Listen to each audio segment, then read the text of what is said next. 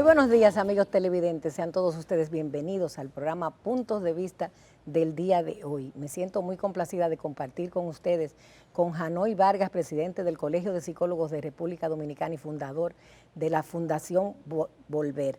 Vamos a estar conversando sobre la salud mental de los dominicanos en esta época en que estamos cerrando ya un año. Vamos a comerciales y luego de saludarlos con la hermosura floral de la Jardín Ilusiones, vamos a comercial y retornamos con todos ustedes.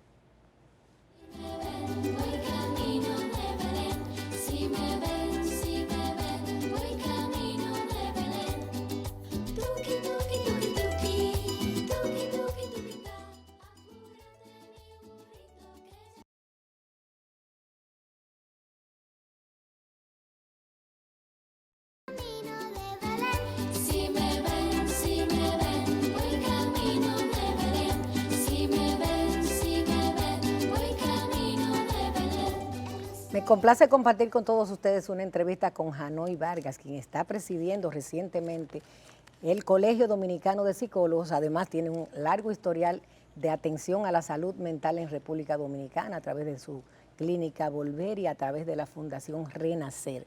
¿Cómo estás, Janoy? Bueno, contento de estar compartiendo contigo nuevamente. Así es. Qué bueno. Para mí un placer porque me da la oportunidad de que revisemos un tema que es crucial para todos nosotros, la salud mental. Así es. ¿Cómo está la salud mental en República Dominicana en este momento? Estamos terminando un año difícil, con muchas tensiones. ¿Cómo estamos? Bueno, a nivel de la salud mental, los proveedores de salud mental, los profesionales de la misma, nos sentimos preocupados porque no hemos tenido sustanciales cambios. Todavía nos mantenemos con menos de 100 camas para atención a las urgencias psiquiátricas.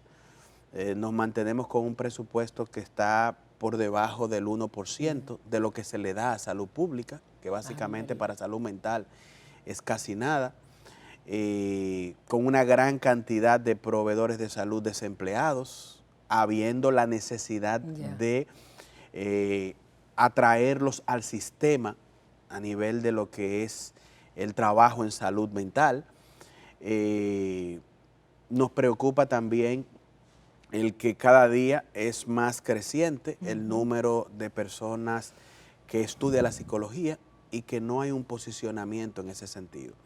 También nos preocupa los augurios de la Organización Mundial de la Salud, que para el 2030 nos dice que las afecciones mentales van a ser principal causa de discapacidad y que tendríamos un 25% de la población mundial con alguna afección en el orden de la salud mental. Entonces, tener augurios como eso y tener un creciente auge de lo que es la problemática de salud mental en este país y que todavía no nos hayamos puesto de acuerdo en el trato que le vamos a dar a ese tema para mitigar el impacto que ya desde la pandemia se viene sintiendo y en la actualidad se está exacerbando.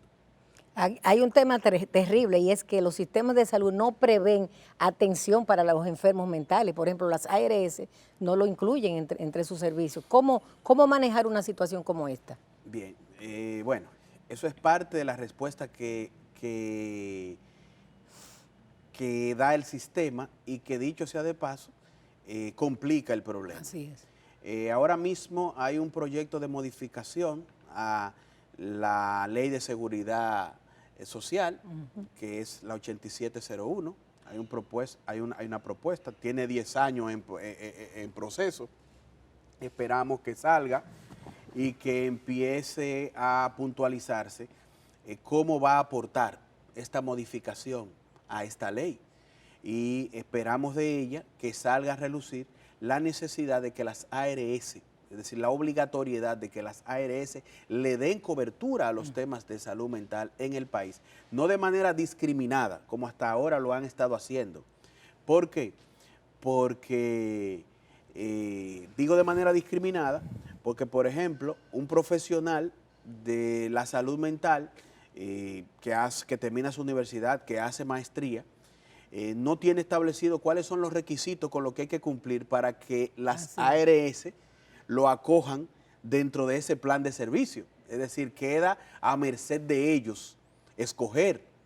Eso es en el primer nivel de atención, por consulta, porque en el segundo nivel de atención, que es el internamiento y la atención ya en orden de crisis, no está contemplado en la Ley de Seguridad Social la cobertura de las ARS. No hay una obligatoriedad. Se habla de que es un derecho que tiene el ciudadano, pero a la hora de aterrizar de cómo se va a dar el que pueda recibir el beneficio de ese derecho, entonces ahí es que no está el punto clave.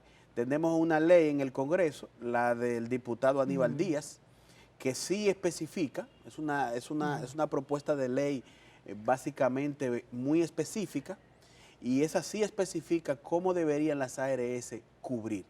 Entonces, este es un tema que nosotros tenemos serio, el hecho de que las ARS se han arrogado la prerrogativa de la cobertura de los temas de salud mental. Como presidente de CODOXI, ¿cuál es tu plan de trabajo para este tema tan importante de la salud mental? Bueno, nosotros hemos emprendido un plan de lucha donde estamos apoyando los proyectos de ley que van en dirección a esto. Por ejemplo, recientemente enviamos al Congreso nuestro parecer la iniciativa de la modificación a la ley 8701, donde se está procurando tener una fiscalía que defienda al usuario del servicio. Es decir, si yo tengo una necesidad en el orden de la salud mental y no me la cubren, entonces que haya un aparato del Estado que vaya hacia la aseguradora y le diga por qué tú no le has cubierto en el orden de la salud mental a este ciudadano. Nosotros mandamos nuestro parecer en este aspecto y básicamente iniciativas como esta, más alineando el recurso humano que nosotros tenemos, concientizando a nivel nacional a ese recurso humano que cada día es más creciente. Bueno, en ese tipo de actividad con especificidades que hemos estado visitando las ARS, tratando de sensibilizarles sobre la necesidad que se tiene de que se le dé la cobertura al ciudadano, porque a fin de cuentas hay planes de seguros que cuando el ciudadano va y recibe la asistencia, tú le elaboras la factura y ellos se la llevan allá y se echa el pleito. Entonces, para que tenga que ser así y el ciudadano se sienta inconforme, ¿por qué no estructuramos un plan donde haya una real cobertura, por lo menos seria? Porque no se podría decir que es una propuesta seria el hecho de que una aseguradora tenga 20 profesionales a nivel nacional vinculados a la atención en salud mental, por ejemplo, en primer nivel, que es la consulta. Están estudiando muchas personas psicología y ¿dónde van a ser insertados como agentes de trabajo? Sí, estamos hablando en la declaración que hizo el señor Franklin de la MESID. Somos más de 53,000 en la actualidad y están estudiando 58,000.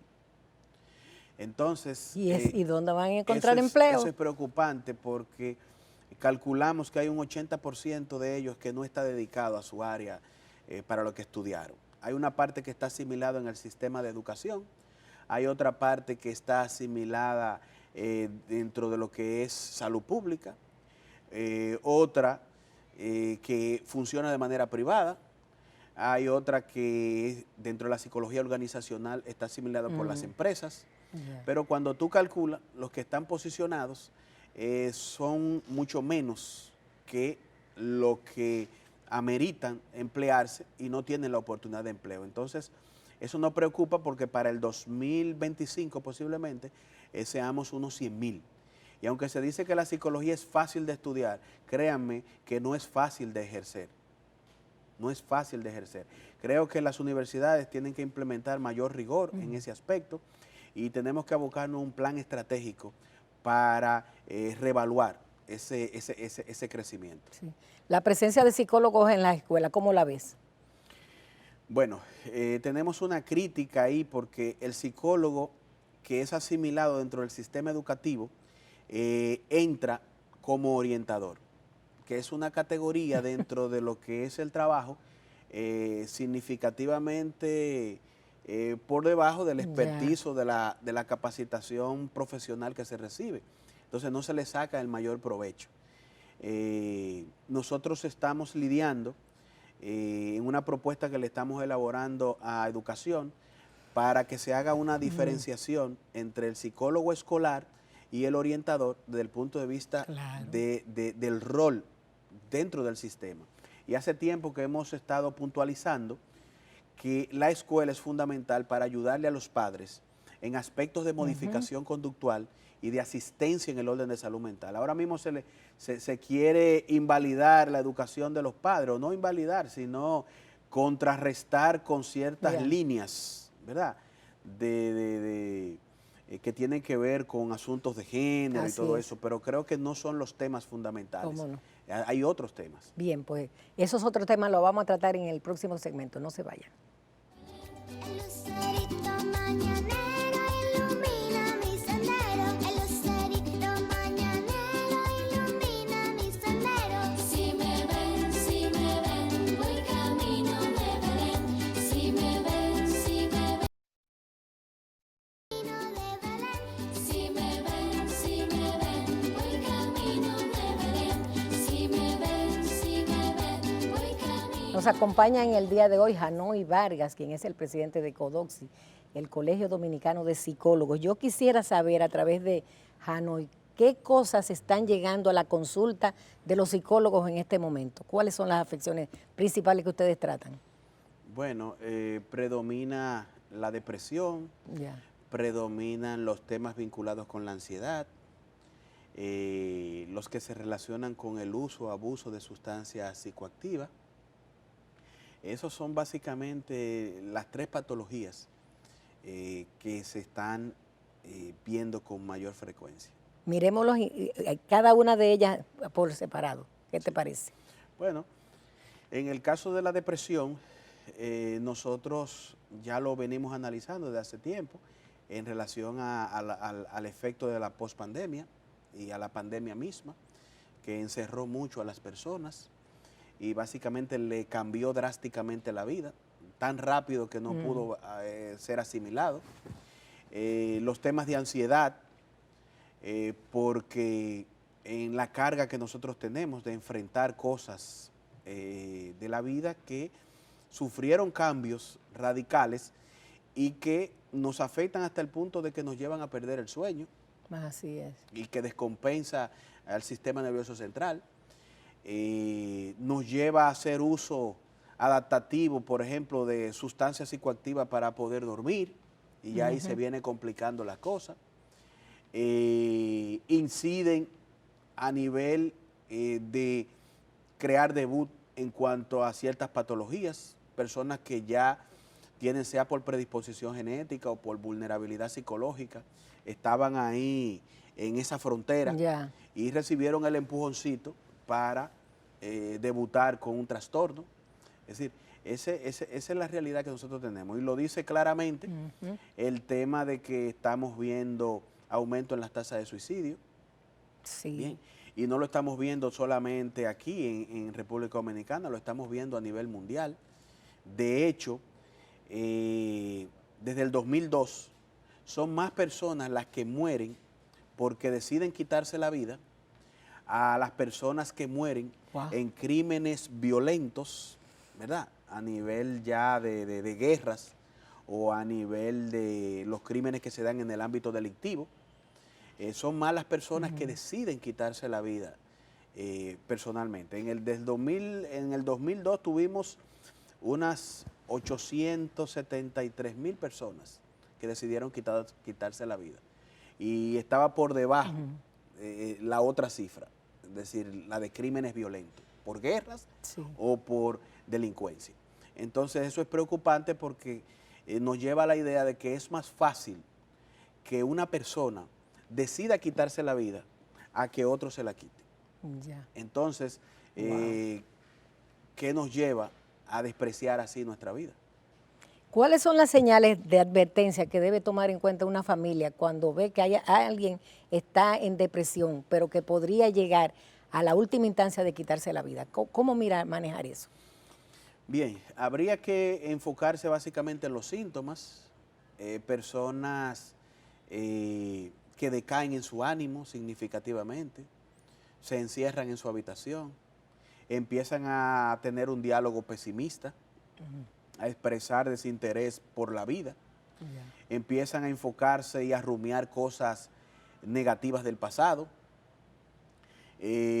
Cuando va evolucionando significativamente, ya la persona se cohíbe de salir de la casa, de ir al trabajo, de aceptar invitaciones, y cuando profundiza, ya lo vemos que si es hombre le crece la barba, deja de asearse. Entonces, obviamente hay que evitar llegar a ese cuadro, pero si una persona está en ese cuadro, es obvio que podríamos hablar de una depresión ya mayor. Así es. Vamos a hablar un poco de la Fundación Renacer y de la Clínica Volver Sí. que tú manejas. Bien, la Clínica Conductual Volver es una propuesta al tratamiento de las adicciones. Ese es nuestro fuerte, que es un fenómeno que ha estado en auge por como efecto de la misma posmodernidad. Cada día es un fenómeno creciente.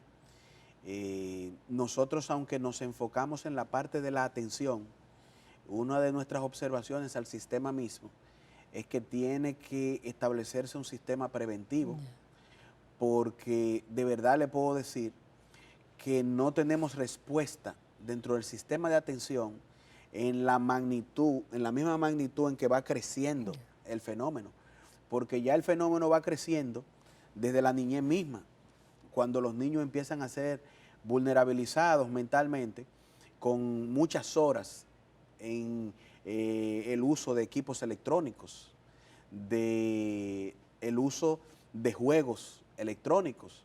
Entonces, ya en esa etapa, usted empieza a ver al niño obsesivo y compulsivo, dedicando 6, 8 horas a ese tipo de actividad y alterándose en su cerebro a nivel bioquímico.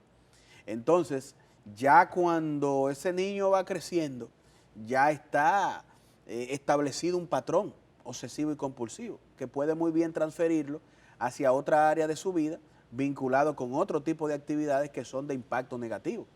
Entonces, en esa parte estamos preocupados, y ahí es que decimos que dentro del sistema educativo tienen que observarse esos componentes. ¿Por qué? Porque se ha hecho mucha inversión en temas de infraestructura, en temas de capacitación al recurso humano, en el uso de tecnología, pero pienso que el principal componente de esto, que es el estudiante mismo, su psiquis y la familia en donde se desenvuelve, eso tiene que ser observado, porque usted no hace nada con todos los otros componentes y tener un muchacho que no asume la responsabilidad de su tarea, que es compulsivo en temas electrónicos, en actividades que de alguna manera no le permiten el rendimiento del lugar, o que sean vulnerabilizados por la agresión física hacia ellos, abuso sexual, exposición temprana a uso de sustancias psicoactivas por parte de padres irresponsables. Entonces ahí que estábamos diciendo que necesitamos que los psicólogos escolares, que tienen una mayor capacidad de agudeza en el orden de poder comprender el fenómeno y atenderlo, entonces tengan un papel protagónico dentro del sistema, ayudando a los padres, pero ayudándolos no en el sistema actual y en el horario actual, sino ayudándolos haciendo un plan donde se le pueda asistir en condiciones favorables, porque ya lo hemos dicho, un padre chiripero, porque estamos hablando del sector público, un padre chiripero que en el día se la pasa trabajando, usted no lo puede convocar a una escuela de padres en el día, porque va a dejar de producir, no va. Pero si usted crea un sistema, tarde, noche, fin de semana, sábado, y de alguna manera identificando esos niños que ya están dando problemas y vinculándolo con la familia y creándole una estructura de atención, usted puede estar seguro que usted está siendo preventivo a problemas que vienen en el futuro, que son serios, que ya lo estamos teniendo y que son resultados de eso que era un niño antes y ahora es un adulto. Entonces, si queremos ser preventivos, tenemos que agarrarlo de ahí. Ese es el planteamiento que hacemos desde el Colegio Dominicano de Psicólogos. Sí. Y quisiera que habláramos del caso de un joven del Ceibo que arrojó piedras a un helicóptero en una área militar, impidiendo incluso que llegara el helicóptero del presidente, pero parece que el muchacho tiene problemas mentales. ¿Cómo has visto este caso?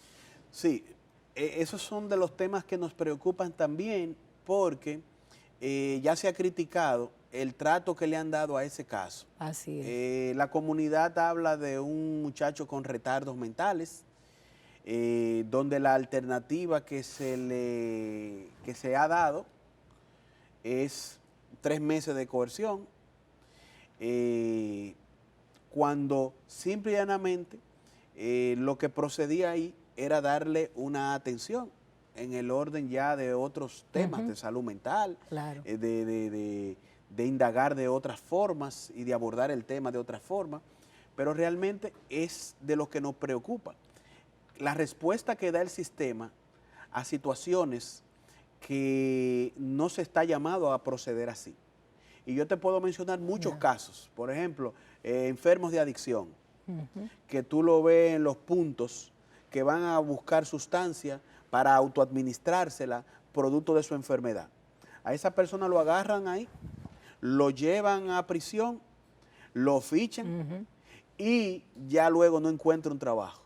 Cuando lo que debió proceder ahí en ese caso era enviarlo a un centro de rehabilitación, para decirte algo. Entonces son de las cosas que nos preocupan. Como no bien, pues con estas palabras vamos a despedir a nuestro invitado del día de hoy, Janoy Vargas, presidente del Colegio Dominicano de Psicólogos. Agradecerle su participación en Punto de Vista. Vamos a comerciales, retornamos con todos ustedes. Camino de Belén, si me ven, voy camino de Belén. Tuki, tuki, tuki, tuki, tuki, tuki, tuki, ta. Apúrate mi burrito que ya vamos a llegar. Mi burrito sabanero, voy camino de Belén. Si me ven, voy camino de Belén. Si me ven, voy camino de Belén. El lucerito mañanero. Buenos días y gracias por acompañarnos en otra propuesta de palpitar económico de Puntos de Vista, que hoy tenemos la grata compañía del economista Richard Medina, quien es coordinador de la carrera de Economía de la Universidad INTEC, Instituto Tecnológico de Santo Domingo. Buenos días, Richard. Muy buenos días, Héctor. Gracias a todos por tenerme acá en el Punto de Vista, primera vez que vengo. Y para mí es un placer estar con la audiencia de ustedes. Richard, esta semana que concluye, hubo dos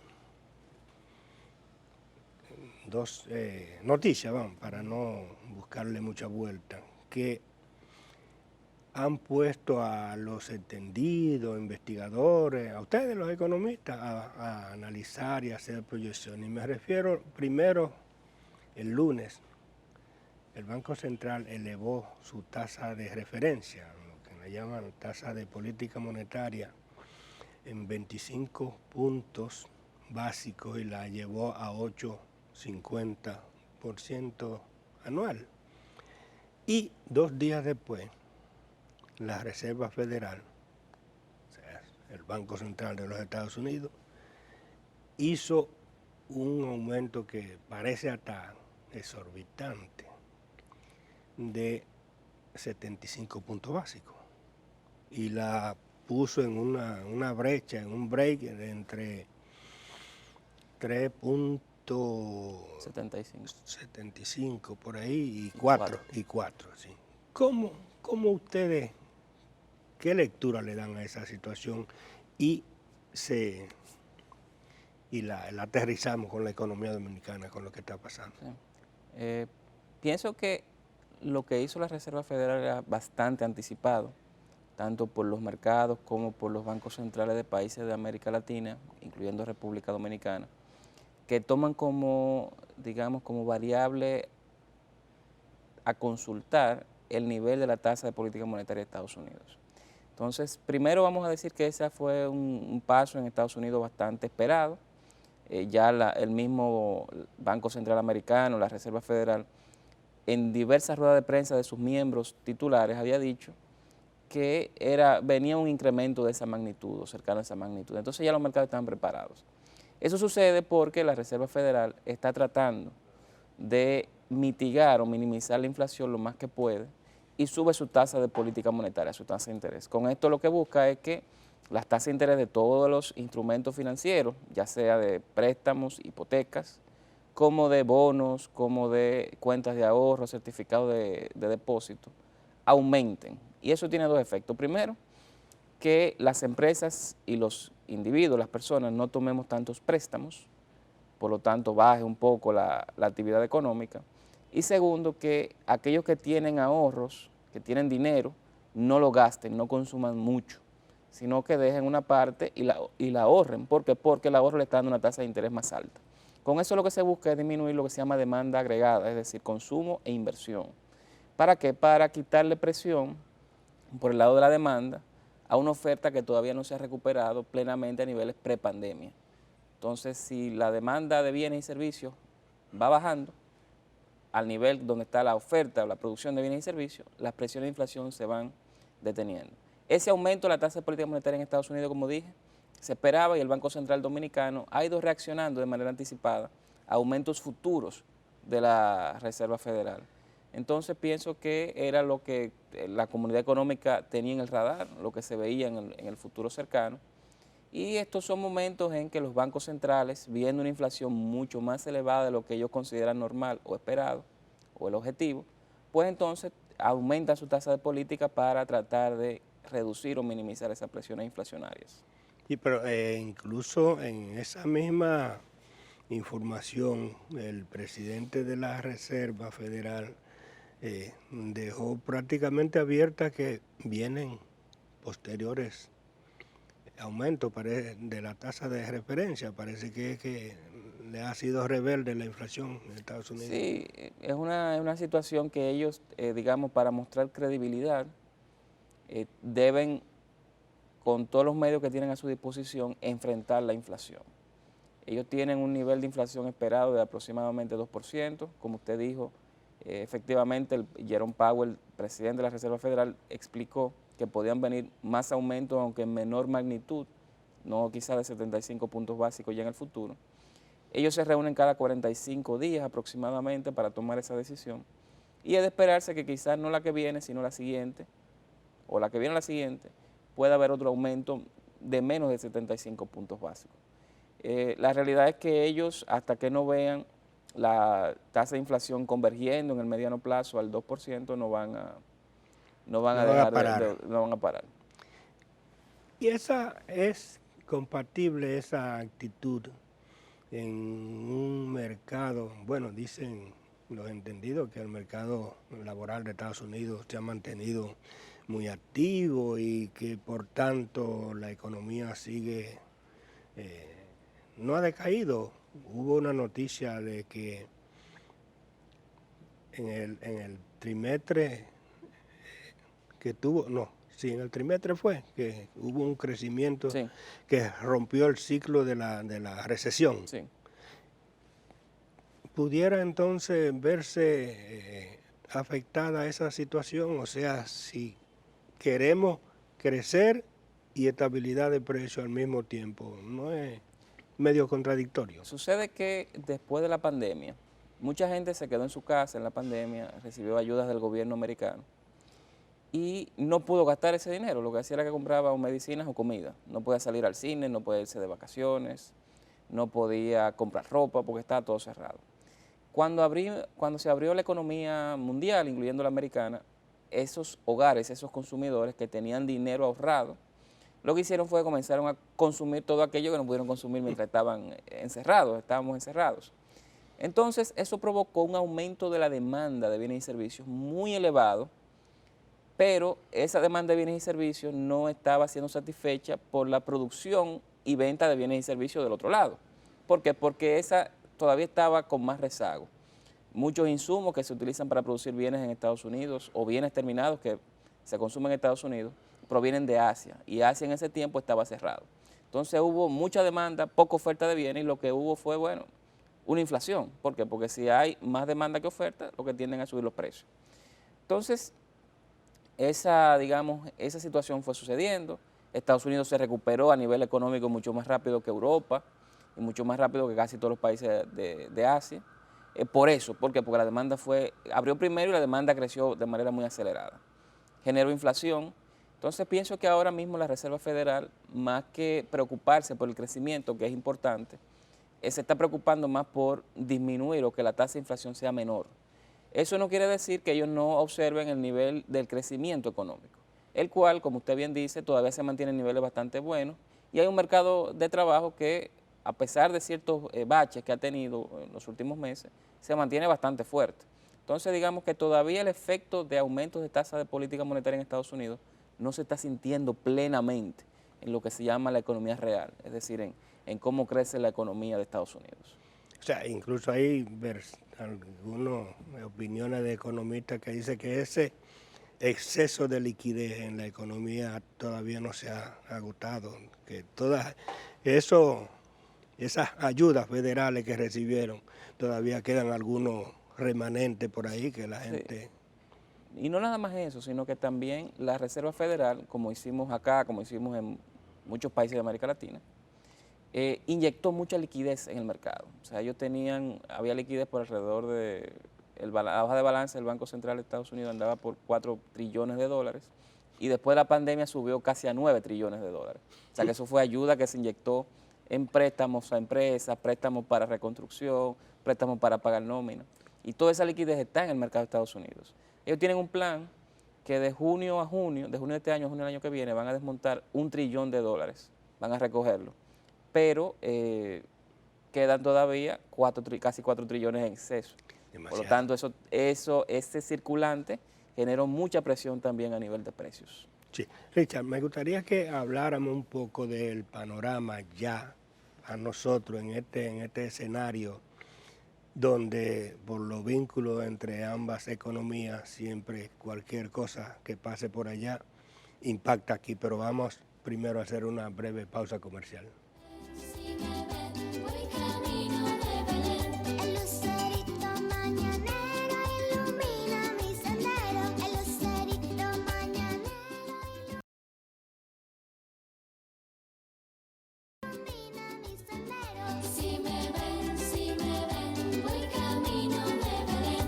Si me ven, voy camino de Belén. Con mi cuatrico voy cantando. Continuamos la conversación con el economista Richard Medina, coordinador de la carrera de Economía de INTEC. Yo te preguntaba, cuando despedimos el segmento anterior, sobre cómo impactará o se espera que impacte, porque tampoco somos brujos, diría yo, para tener una bola de cristal. Todos esos elementos, por esa vínculo tan grande que existe entre la economía dominicana, donde ese es su gran mercado, las zonas francas dependen de ese mercado un 80%, las remesas son el 90%, el turismo es cerca del 40%, o sea, todos esos vínculos, ¿cómo pueden afectarnos a nosotros? Bueno, hay diferentes canales, digamos, de transmisión. Un primer canal es, como usted bien dice, con las remesas. Las remesas es un dinero, digamos, extra que mandan los dominicanos en la diáspora, principalmente desde Estados Unidos. Entonces, si hay un nivel de precios muy elevado, eso lo que hace es que reduce el ingreso disponible que tienen los dominicanos para mandar remesas, porque pues tienen que consumir bienes más costosos allá con un sueldo más o menos fijo. Lo otro es que, como están subiendo las tasas de interés a lo largo de la economía, ya las hipotecas en Estados Unidos están subiendo de nivel.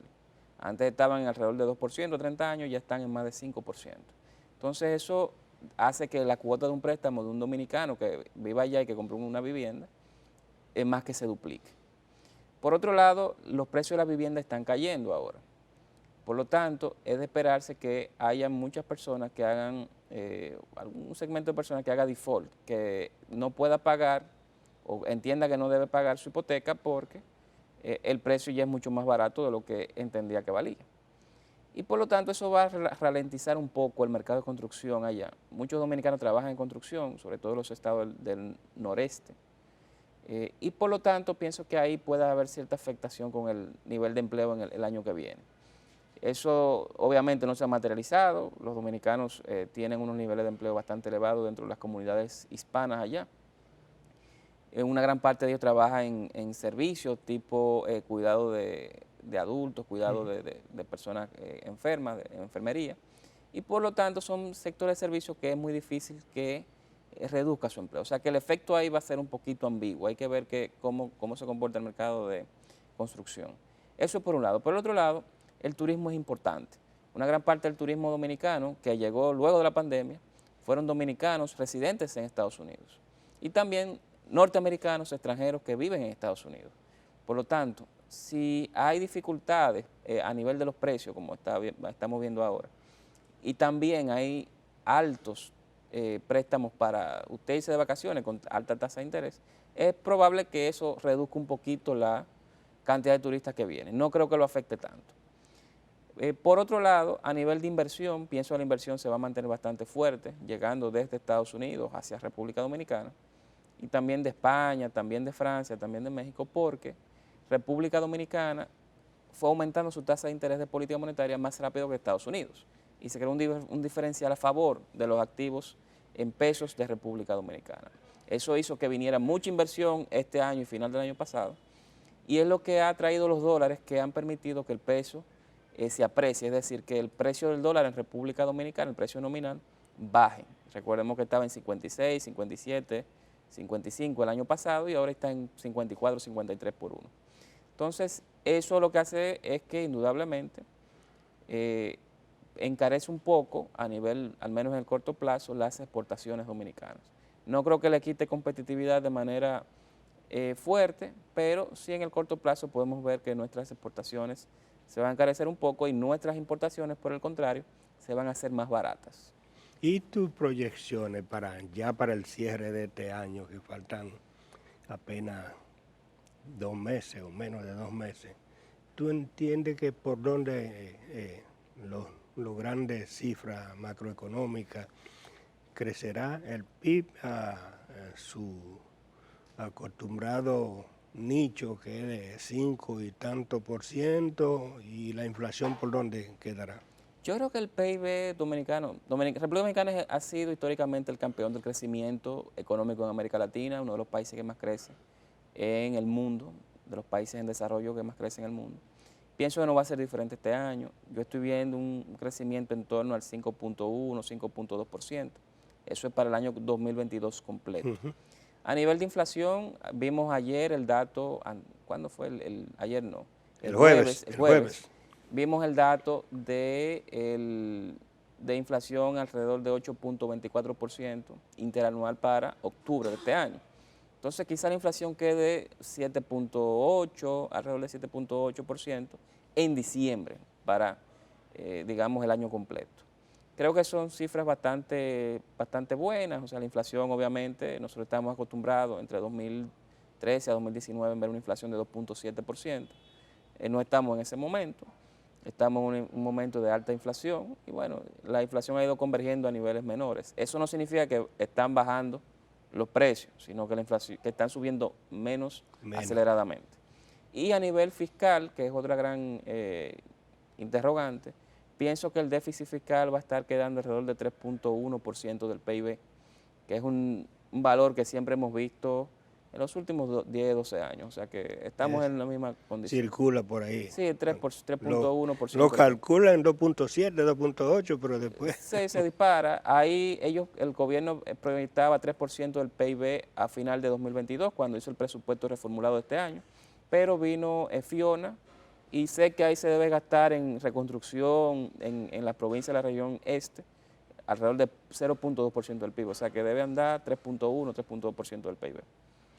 O sea que podría ser un año relativamente bueno, incluso tomando en cuenta todos esos factores. Sí, yo pienso que a nivel fiscal debió ser más estrecho por todas las noticias que uno escucha, ¿no? De focalización del gasto, de transparencia del gasto, ¿no? De consolidación fiscal, pero 3.1% es un valor ligeramente por encima de lo que vimos los 10 años previos, sacando el año de la pandemia. O sea que ahí, digamos, eso es lo que muestra que hay un déficit fiscal estructural en República Dominicana. A nivel de crecimiento era una cifra esperada, o sea, no me sorprende para nada.